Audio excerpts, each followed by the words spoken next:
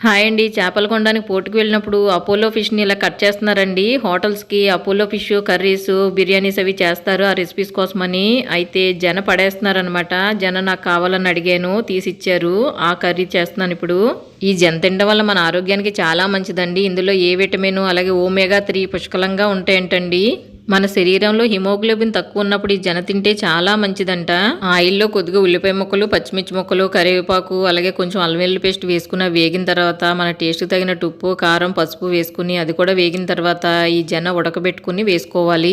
జనలో కొంచెం పసుపు వేసుకుని వాటర్ వేసుకుని ఒక ఉడకబెట్టుకుంటే నీసు వాసన రాకుండా ఉంటుంది. కొద్దిగా చింతపండు రసం తీసుకుని వేసుకుంటే జన కర్రీ పుల్ల పుల్లగా టేస్టీగా చాలా బాగుంటుంది. కూర దగ్గర పడే ముందు కొద్దిగా గరం మసాలా వేసుకుని కలుపుకుని దించేసుకుంటే చాలా బాగుంటుంది. వేడి వేడిగా జన కర్రీ తినడానికి రెడీ అయిపోయిందండి. చాలా టేస్టీగా ఉంది అపోలో ఫిష్ జన కర్రీ. మీకు ఈ వీడియో నచ్చితే ఈ వీడియోకి ఒక లైక్ ఇవ్వండి. అలాగే మా ఛానల్ని సబ్స్క్రైబ్ చేసుకోండి.